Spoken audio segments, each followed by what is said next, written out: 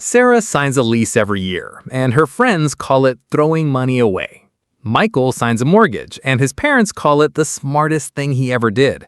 They both live in the same city, earn the same income, and they both think the other one is making a financial mistake. But here's what neither of them ran the numbers on. And when you see the full math, one of those assumptions completely falls apart. Let's make this fair from the start. Both Sarah and Michael are 28 years old, living in a mid-sized American city.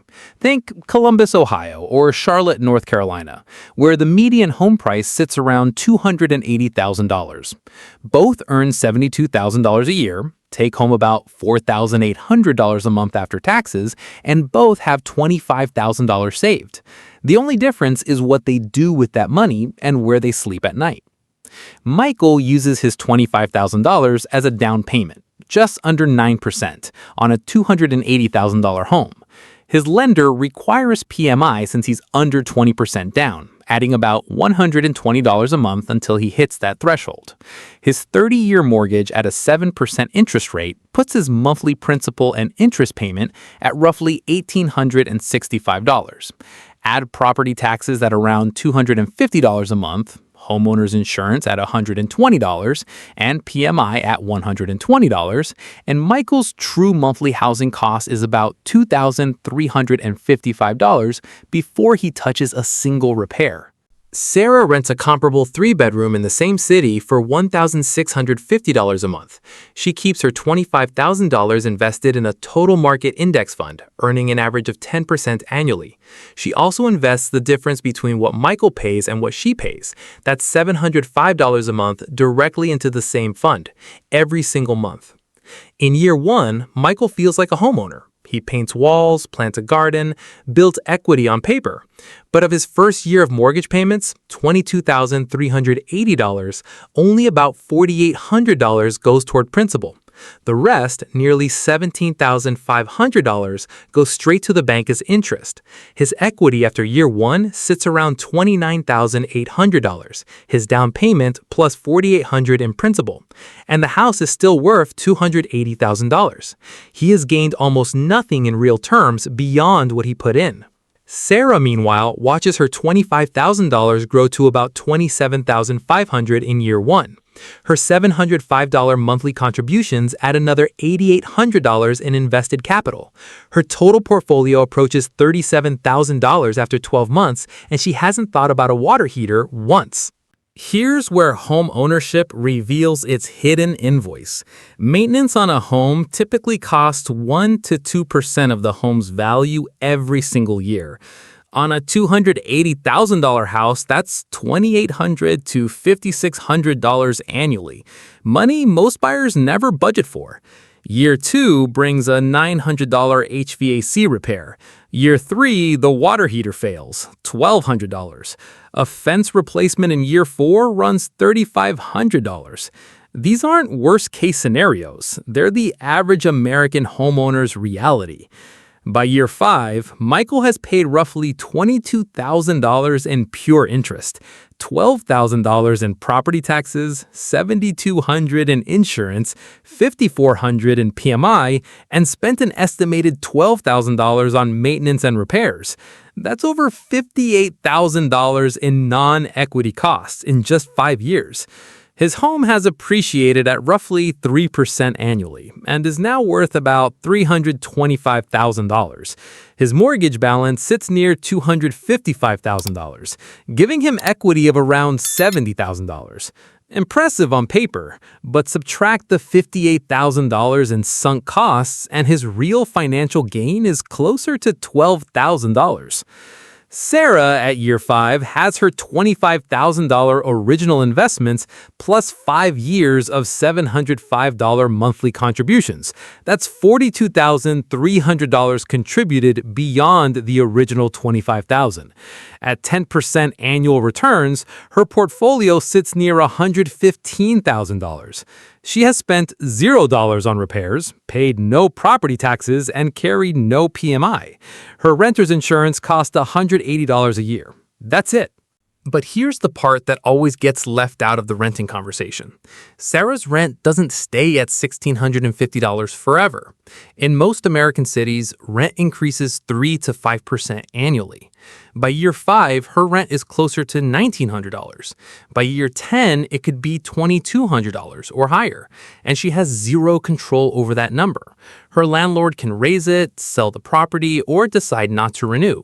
Sarah's housing cost is a variable she will never fully control. Michael's principal and interest payment, $1,865, never changes. In year 15 and year 25, the day he pays it off, that number is frozen. As inflation rises and rents climb around him, Michael's core housing cost stays exactly the same. That is a financial superpower that doesn't show up in any spreadsheet until you've lived it. By year 10, Michael's home is worth approximately $376,000. His mortgage balance is around $236,000.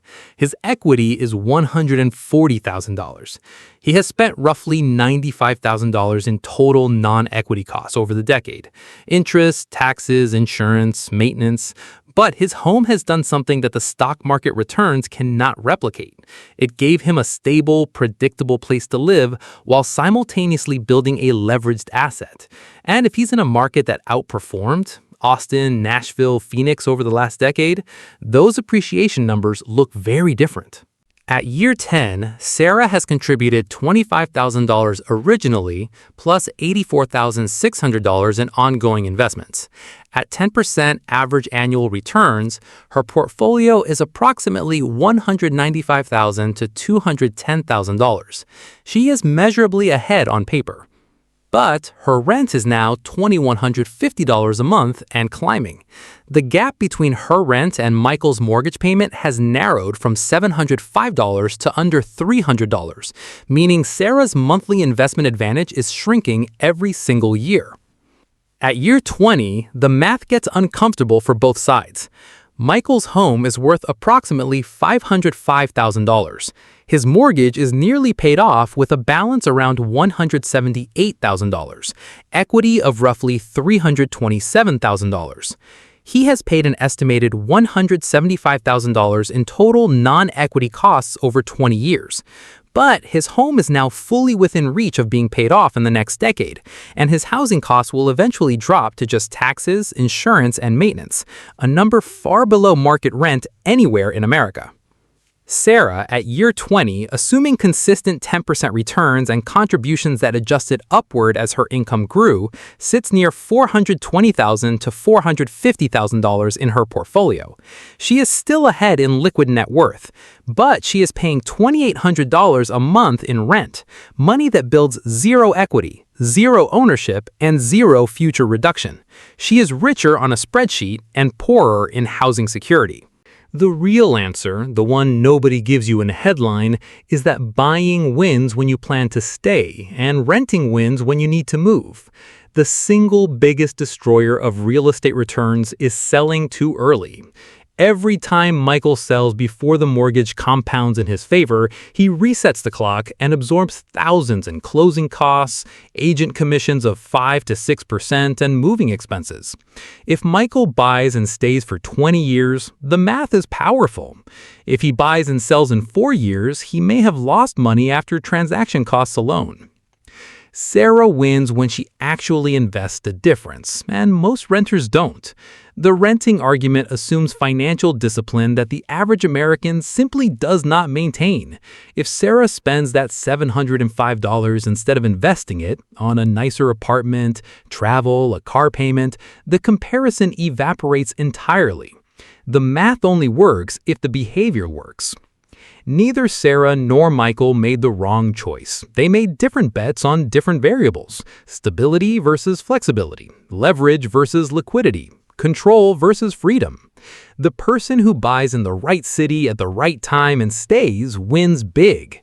The person who rents and consistently invests the difference also wins.